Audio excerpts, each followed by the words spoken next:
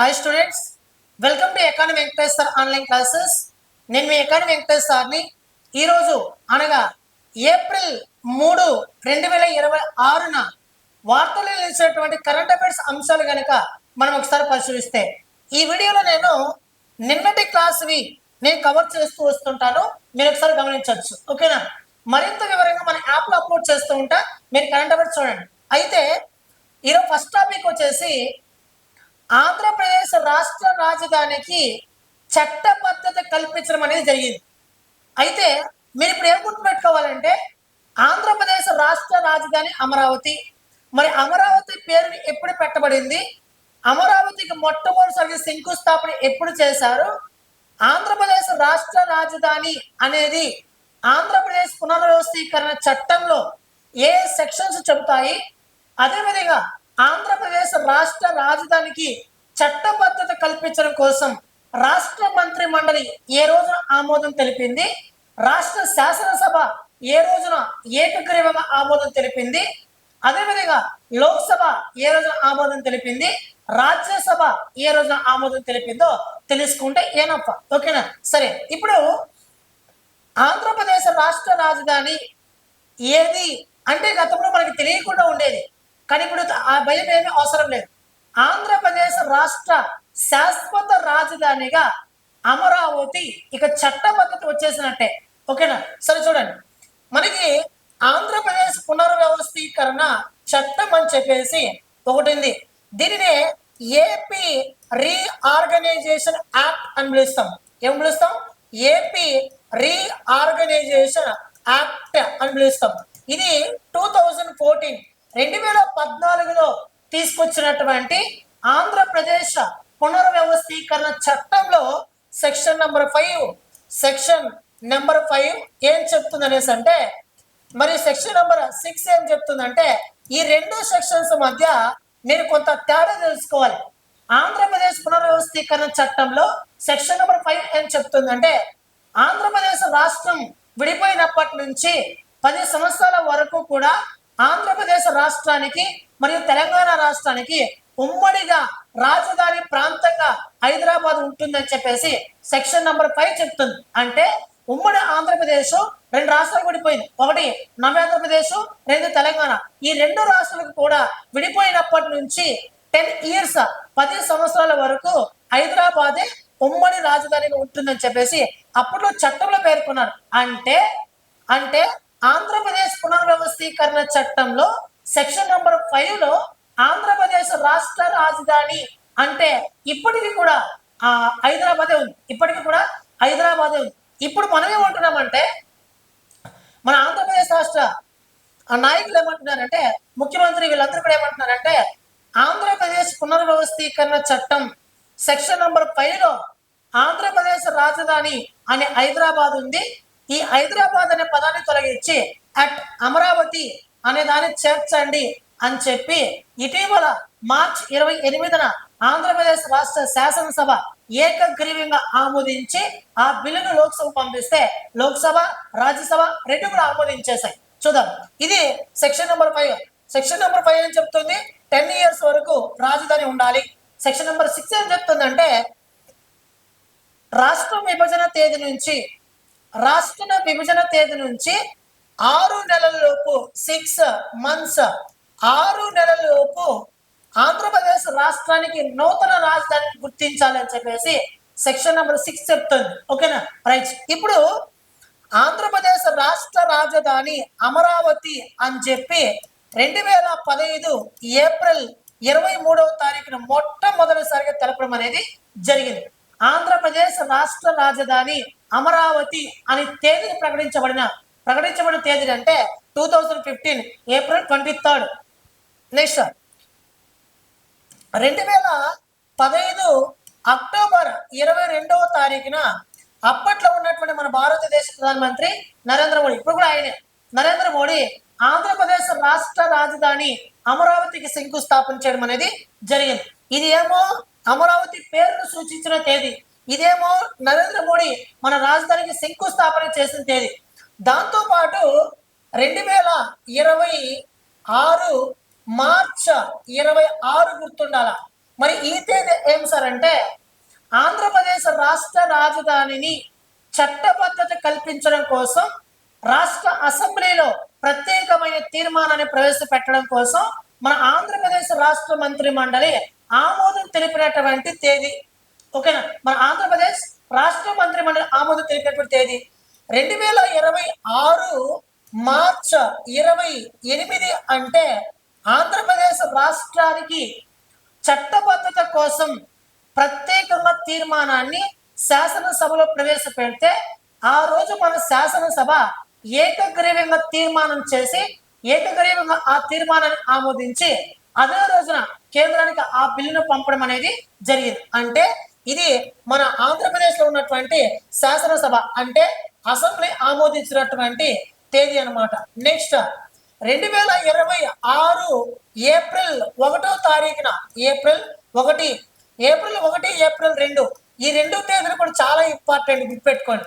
ఎందుకనేసి అంటే ఇది ఆంధ్రప్రదేశ్ రాష్ట్ర రాజధానికి చట్టబద్ధత కల్పించడం కోసం లోక్సభ ఆమోదించినటువంటి ఇది లోక్సభ ఆమోదించినది ఇది రాజ్యసభ ఆమోదించినటువంటి తేదీ. ఏప్రిల్ 1 ఏమో లోక్సభ ఆమోదించింది, ఏప్రిల్ 2 ఏమో రాజ్యసభ ఆమోదించింది. అంటే రెండు సభలు కూడా ఆంధ్రప్రదేశ్ రాష్ట్ర రాజధానికి చట్టబద్ధత కల్పించడానికి ఆమోదం తెలిపాయి. ఇక రాష్ట్రపతి సైన్ చేస్తే ఆంధ్రప్రదేశ్ రాష్ట్ర రాజధానిని శాశ్వతంగా చట్టబద్ధమైనటువంటి నగరంగా మనం ఇక్కడి నుంచి చూసుకోవచ్చు. అంటే చట్టబద్ధమైనది అంటే ఏంటంటే రానున్నటువంటి కాలంలో మన ఆంధ్రప్రదేశ్ రాష్ట్రానికి ముఖ్యమంత్రి ఎవరైనా, మీరైనా, నేనైనా, చంద్రబాబు నాయుడు అయినా, లేకపోతే లోకేష్ అయినా, పవన్ కళ్యాణ్ అయినా, లేకపోతే జగన్మోహన్ రెడ్డి అయినా, ఎవరు అయినా భవిష్యత్తులో ఆంధ్రప్రదేశ్ రాష్ట్రానికి ముఖ్యమంత్రిగా బాధ్యతలు ఎవరు చేపట్టినా కూడా రాష్ట్రంలో ఉన్నటువంటి భూమిని ఒక అంగుళం కూడా తొలగించడానికి సాధ్యం కానటువంటి పరిస్థితే చట్టబద్ధత. ఓకేనా, గుర్తుపెట్టుకోండి. రైట్, ఇప్పుడు మనం ఇంకో విషయం కూడా గుర్తుపెట్టుకోవాలా. ఈ బిల్లుని ఆంధ్రప్రదేశ్ రాష్ట్రానికి చట్టబద్ధత కల్పించడం కోసం ఆంధ్రప్రదేశ్ పునర్వ్యవస్థీకరణ బిల్లు, ఆంధ్రప్రదేశ్ పునర్వ్యవస్థీకరణ సవరణ బిల్లు 2026ను లోక్సభ ఆమోదించిన తేదీ ఏప్రిల్ 1. మరి రాజ్యసభ ఏప్రిల్ 2న ఆమోదించింది. ఇంకా రాష్ట్రపతి ఆమోద ముద్ర వేయలేదు. మరి ఈ బిల్లుని ఎవరు ప్రవేశపెట్టారనేసి అంటే మనకి హోం మంత్రిత్వ శాఖ, కేంద్ర హోం మంత్రిత్వ శాఖలో సహాయ మంత్రిగా విధులు నిర్వర్తిస్తున్న వ్యక్తి నిత్యానంద రాయ్. ఎవరైనా నిత్యానంద రాయ్ అనే ఒక వ్యక్తి పార్లమెంట్ లో, లోక్సభలో ఈ బిల్లును ప్రవేశపెట్టడం అనేది జరిగింది. ఈ ఆంధ్రప్రదేశ్ పునర్వ్యవస్థీకరణ సవరణ బిల్లు 2026కి మన భారతదేశంలో 11 పార్టీలు మద్దతు ఇవ్వడం అనేది జరిగింది. 11 పార్టీలు కూడా ఒప్పుకున్నాయి. ఏమనేసి అంటే ఆంధ్రప్రదేశ్ రాష్ట్ర రాజధానికి చట్టబద్ధత కల్పించండి, ఆ రాష్ట్రం వెనుకబడి ఉంది, భారతదేశంలో రాజధాని లేనటువంటి ఏకైక నగరంగా ఆంధ్రప్రదేశ్ రాష్ట్రం ఉంది, ఈ రాష్ట్రానికి శాశ్వతంగా రాజధాని కూర్చోడం కోసం మేమందరం కూడా మద్దతు తెలుపుతున్నామని చెప్పేసి దేశవ్యాప్తంగా ఉన్నటువంటి 11 పార్టీలు కూడా ఆంధ్రప్రదేశ్ రాష్ట్ర రాజధానికి చట్టబద్ధత కల్పించడం అనేది జరిగింది. ఓకేనా, ఇది చాలా చాలా ఇంపార్టెంట్. అదేవిధంగా మనకి 2014 మార్చ్ 1వ తారీఖున ఆంధ్రప్రదేశ్ రాష్ట్రం రెండుగా విడిపోవడానికి రాష్ట్రపతి సైన్ చేసినటువంటి తేదీ ఈ రోజు నుంచి, అంటే రాష్ట్ర విభజన తేదీ నుంచి అమలులోకి వచ్చినప్పుడు కాదు, రాష్ట్ర విభజన తేదీ నుంచి 6 నెలల లోపు ఆంధ్రప్రదేశ్ రాష్ట్రానికి రాజధానిని గుర్తించండి అని చెప్పి కేంద్ర ప్రభుత్వం ఒక కమిటీని వేసింది. ఆ కమిటీ ఏంటంటే శివరామకృష్ణన్ కమిటీ. ఆ కమిటీ పేరు ఏంటి? Sivaramakrishnan committee. Most important, Sivaramakrishnan కమిటీని ఏర్పాటు చేయడం అనేది జరిగింది. ఎన్నోసార్లు ఎగ్జామినేషన్ లో ఈ బిట్ అడిగారు.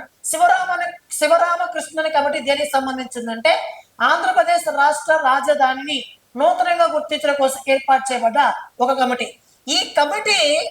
ఈ కమిటీలో సభ్యులు ఉంటారు, అదేవిధంగా దీనికి చైర్మన్ ఉంటాడు, అందరూ ఉంటారు.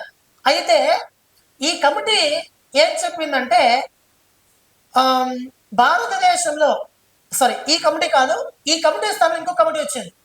ఇది కేంద్ర ప్రభుత్వం ఏర్పాటు చేసింది.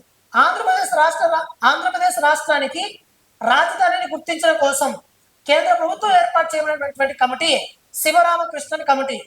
శివరామకృష్ణన్ కమిటీతో సంబంధం లేకుండా ఆంధ్రప్రదేశ్ రాష్ట్ర ప్రభుత్వం, అప్పట్లో ఉన్నటువంటి మన నారా చంద్రబాబు నాయుడు ప్రభుత్వం, ఈ కమిటీతో సంబంధం లేకుండా మన ఆంధ్రప్రదేశ్ రాష్ట్రమే కొత్తగా కమిటీని ఏర్పాటు చేసింది.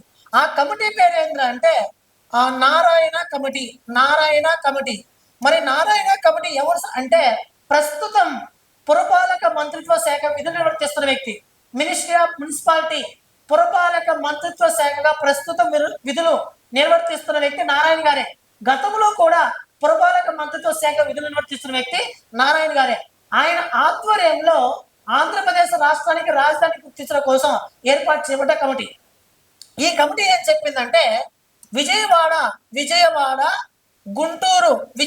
గుంటూరు మధ్య ఆంధ్రప్రదేశ్ రాష్ట్ర రాజధాని ఏర్పాటు చేస్తే మంచిది అని చెప్పింది. అంటే మంగళగిరి, ఈ వెలగపూడి ఇటువంటి ప్రాంతాల్లో ఆంధ్రప్రదేశ్ రాష్ట్ర రాజధాని ఏర్పాటు చేస్తే మంచిది అని చెప్పి నారాయణ కమిటీ ఏర్పాటు చేయడం అనేది చెప్పడం అనేది జరిగింది. గుర్తుపెట్టుకోండి, శివరామన్ కమిటీ రాజధాని కోసమే, నారాయణ కమిటీ కూడా రాజధాని కోసమే. కానీ శివరామన్ కమిటీని కేంద్ర ప్రభుత్వం ఏర్పాటు చేస్తే నారాయణ కమిటీని రాష్ట్ర ప్రభుత్వం ఏర్పాటు చేసింది. మరి రాష్ట్ర ప్రభుత్వం ఏర్పాటు చేసినటువంటి ఈ కమిటీ సిఫారసుల మేరకే ప్రస్తుతం అమరావతి అనే దాన్ని తీసుకోవడం అనేది జరిగింది. తర్వాతే మనకి ఆంధ్రప్రదేశ్ రాష్ట్ర రాజధాని పేరు అమరావతి అని ప్రకటించబడినటువంటి తేదీ 2015 ఏప్రిల్ 23వ తారీఖున. ఈ డేట్ చాలా చాలా ఇంపార్టెంట్. అదేవిధంగా ఇప్పుడు ఆంధ్రప్రదేశ్ రీఆర్గనైజేషన్ యాక్ట్, ఆంధ్రప్రదేశ్ పునర్వ్యవస్థీకరణ సవరణ బిల్లు 2026 ప్రవేశపెట్టడం అనేది జరిగింది. ఈ ప్రవేశపెట్టిన తర్వాత ఈ చట్టానికి లోక్సభ ఆమోదం తెలిపింది, రాజ్యసభ కూడా ఆమోదం తెలిపింది. మరి లోక్సభ ఆమోదం తెలిపింది, రాజ్యసభ కూడా ఆమోదం తెలిపింది. అంటే ఏంటంటే ఈ చట్టంలో చేర్పులు మార్పులు చేశారు అని అర్థం. మరి ఏం చేశారంటే ఇందాక చెప్పాను, సెక్షన్ 5లో ఆంధ్రప్రదేశ్ రాష్ట్ర రాజధాని హైదరాబాద్ అనే పదం స్థానంలో ఇక నుంచి అమరావతి అనే పదం రానున్నది. అమరావతి అనే పదం రానున్నది. అదేవిధంగా మనకి 2024 జూన్ 2వ తారీఖు నుంచే ఆంధ్రప్రదేశ్ రాష్ట్రానికి రాజధాని అమరావతి శాశ్వత రాజధానిగా కొనసాగుతుంది అని చెప్పి ఆ చట్టంలో పేర్కొన్నారు. మీకు డౌట్ రావచ్చు, సార్ చట్ట పద్ధతి ఈ రోజు కదా సార్ కల్పించింది, మరి ఈ రోజు డేట్ రావాలి కదా సార్ అంటే కాదు. 2024లో ప్రభుత్వాన్ని ఏర్పాటు చేసింది మన ఆంధ్రప్రదేశ్ రాష్ట్ర ప్రభుత్వం. అంటే ప్రస్తుత నారా చంద్రబాబు నాయుడు సీఎంగా ప్రమాణ స్వీకారం చేశారు అప్పట్లో.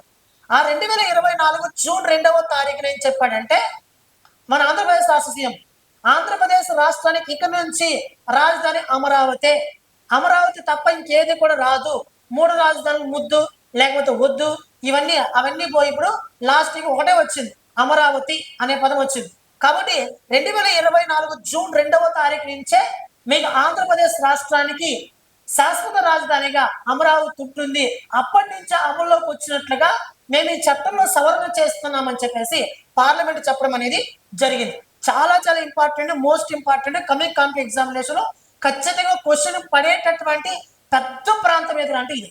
ఓకేనా, గుర్తుపెట్టుకోండి. ఇది నేను మీకు చెప్పాల్సినటువంటి అంశం. ఈ రోజు కరెంట్ అఫైర్స్ లో భాగంగా వీటిని బాగా నేర్చుకోండి. ఓకేనా, రిమైనింగ్ అంశాలు ఏమైనా ఉంటే రేపటి క్లాసులో నేను కవర్ చేస్తాను. ఓకేనా మిత్రమా, ఎకానమీ వెంకటేశ్వర్ యాప్ని మీరు డౌన్లోడ్ చేసుకోండి. ఇందులో ఇండియన్ ఎకానమీ క్లాసెస్ అదేవిధంగా ఏపీ ఎకానమీ క్లాసెస్ ఉంటాయి. దాంతోపాటు డిఎస్ వాళ్ళకి జీకే సపరేట్గా ఉంది, అదేవిధంగా హైకోర్టు వాళ్ళకి కూడా జీకే సపరేట్గా ఉంది. దీంతో పాటు APPC group 1, group 2, hostel welfare, AE, assistant statistical officer, SI constable దేనికైనా ప్రిపేర్ అవ్వాలి. మీకు అందరికీ డైలీ కరెంట్ అఫైర్స్ భాగంగా current affairs yearly current affairs కోర్సులు కూడా మీకు మన యాప్లో అందుబాటులో ఉంది. కోర్సులు కొనుక్కున్నారు, మీరు ఎందుకు చూసుకోవచ్చు. నిన్ననే మనకి జనవరి 1వ తారీఖు నుంచి మార్చి 31వ తారీఖు వరకు పూర్తిగా కరెంట్ అఫైర్స్ టెస్ట్ సిరీస్ కూడా అప్లోడ్ చేయడం జరుగుతుంది. ఓకేనా, మీకు ఎవరు డౌట్ ఉంటే నెంబర్ కాల్ చేయండి. 9030539097కి కాల్ చేయండి. 9030539097కి కాల్ చేయండి. ఓకేనా, ఏప్రిల్ 5వ తారీఖున మన యాప్లో హైకోర్టుకి టెస్ట్ సిరీస్ అప్లోడ్ చేస్తున్నా. అదేవిధంగా ఆ రోజు ఆఫర్ ఇవ్వడం అనేది జరుగుతుంది, దాన్ని ఉపయోగించుకోవచ్చు. ఓకేనా, థ్యాంక్ యూ మిత్రులు, థ్యాంక్ యూ సో మచ్. మళ్ళీ నెక్స్ట్ క్లాస్ అందరూ కూడా కలుసుకుందాం. కరెంట్ అఫైర్స్ నెక్స్ట్ క్లాస్ లో మళ్ళీ నేను రిమైనింగ్ వాటిని కవర్ చేస్తాను. ఓకేనా? థ్యాంక్ యూ మిత్రమా. ఇది ఈ రోజు ఉన్నటువంటి కరెంట్ అఫైర్స్. మిగిలిన వాటిని కవర్ చేస్తాను. థ్యాంక్ యూ మిత్రమా. Thank you so much.